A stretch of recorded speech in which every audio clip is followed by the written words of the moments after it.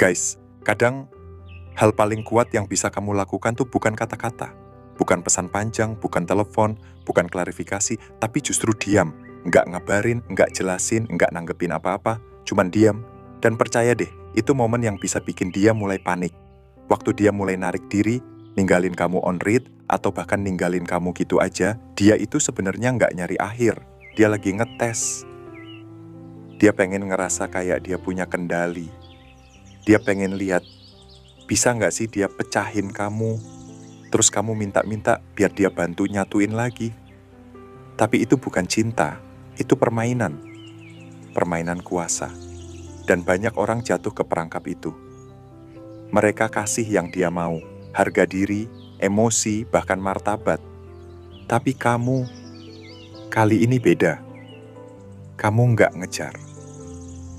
Kamu nggak ngerasa perlu ngejelasin siapa dirimu ke orang yang sebenarnya udah tahu, tapi pura-pura lupa. Kamu memilih diam.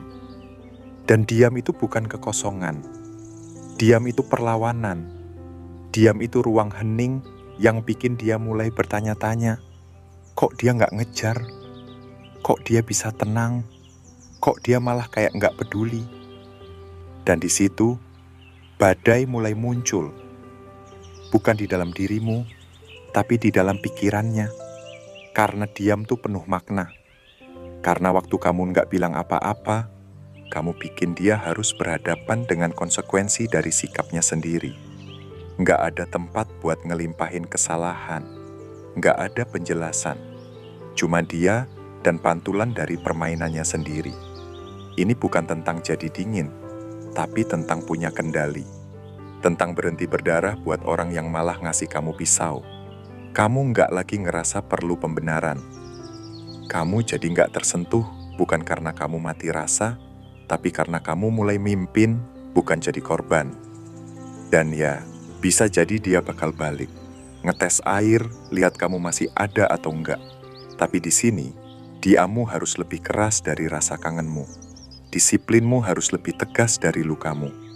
Karena momen ini bukan tentang balas dendam. Ini tentang bangkit. Dari yang patah hati, jadi pribadi yang tenang dan kuat. Kalau kamu udah capek jadi tahanan dari perasaan sendiri, dan siap buat punya kendali atas pikiranmu sendiri, kamu tahu harus mulai dari mana? Dengan diam. Kita mulai dari sini. 1. Diam adalah jawaban paling keras. Dia berharap kamu bakal drama, kirim pesan panjang, bilang, kita perlu ngomong. Itu udah jadi pola. Dia tarik diri, kamu ngejar. Itu ngasih dia rasa kontrol. Tapi kali ini kamu ngasih dia, nggak ada apa-apa, nggak ada reaksi. Dan di sanalah semuanya mulai runtuh buat dia. Sekarang dia bingung, karena dia nggak tahu kamu lagi di mana, atau apa yang kamu rasain. Dia pikir dia yang punya kendali. Tapi sekarang dia yang ada dalam kegelapan. Diammu jadi cermin yang memantulkan semua perlakuannya balik ke dirinya. Dia mulai mikir, kenapa dia nggak ngomong apa-apa? Kok dia nggak berjuang? Dan pertanyaan itu jauh lebih mengganggu daripada ribuan argumen.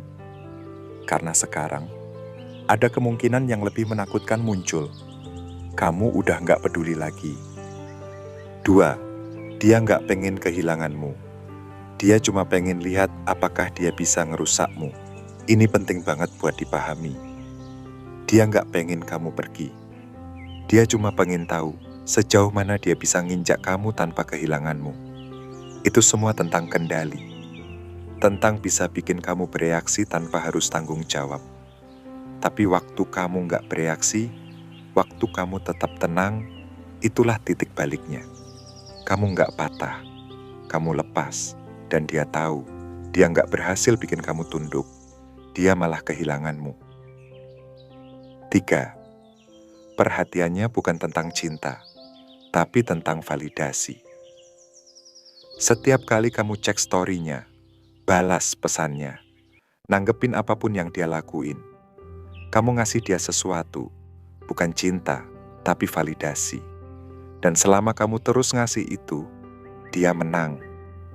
Tapi waktu kamu berhenti merhatiin, berhenti peduli, berhenti nonton pertunjukannya, itu saat dia mulai ngerasa lapar.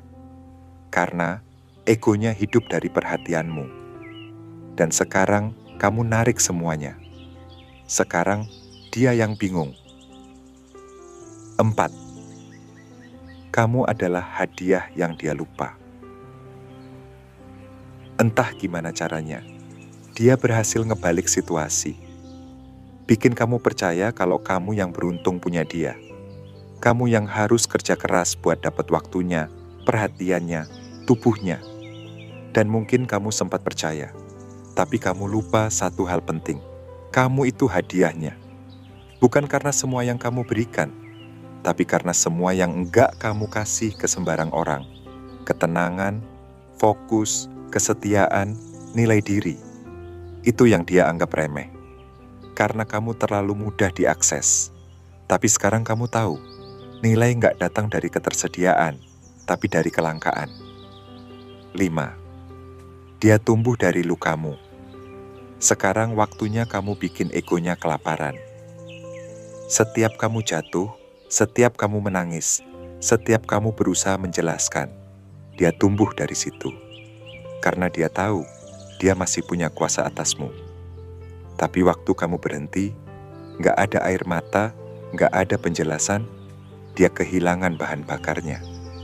Sekarang kamu bukan lagi korban, kamu jadi misteri. Dan itu yang bikin dia nggak bisa tidur malam. 6. Nggak ngasih reaksi adalah reaksi. Dia tekan tombol-tombolmu bukan karena dia nyari kebenaran, tapi karena dia nyari kendali. Dia pengen tahu dia masih bisa ganggu kamu atau enggak, tapi kamu enggak kasih reaksi. Kamu kasih kekosongan. Dan dalam kekosongan itu, dia mulai kehilangan arah. Karena orang kayak dia enggak takut konfrontasi, mereka takut diabaikan. Dan waktu kamu tenang, waktu kamu diam, dia tahu dia udah enggak punya tempat di duniamu. 7. Ketergantungan ngusir orang, tapi ketenangan justru menarik. Butuh banget sama seseorang, itu bukan kekuatan, itu kelemahan.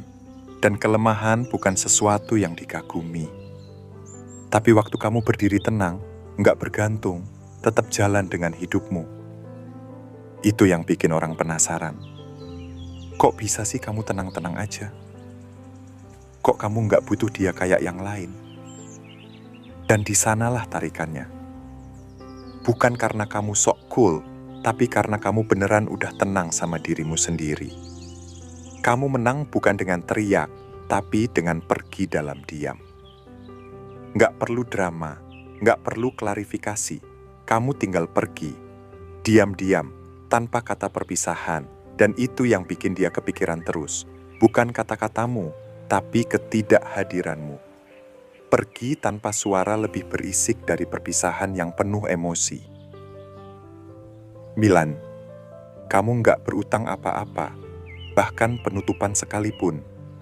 Dia yang bikin bingung, dia yang ngasih sinyal campur aduk, dia yang main tarik ulur.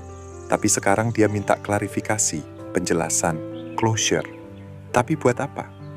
Biar dia bisa tidur tenang setelah ninggalin kamu dengan kekacauan? Enggak, kamu enggak harus ngasih itu. Penutupan bukan sesuatu yang dia berhak dapetin. Kamu enggak perlu menjelaskan dirimu ke orang yang enggak bisa menghargai kamu dari awal. 10. Jadilah badai yang enggak bisa ditebak. Kalau dia tahu setiap langkahmu, dia bisa mainin kamu. Tapi waktu kamu jadi sosok yang tenang, tapi nggak bisa ditebak, itu yang bikin dia panik. Bukan karena kamu marah, tapi karena kamu nggak bisa diprediksi. Itu kekuatanmu sekarang. Kamu bukan lagi karakter dalam permainannya. Kamu adalah seseorang yang nggak bisa dikendalikan, nggak bisa ditebak, dan nggak akan balik ke pola yang sama. Kalau kamu udah sampai titik ini, dan ngerasa ini tentangmu, artinya kamu udah mulai ambil alih. Bukan buat balas dendam, tapi buat jaga diri, buat milih kedamaian daripada validasi. Dan percaya, saat kamu memilih diam, mereka dengar itu lebih keras dari kata-kata. See you in the next video.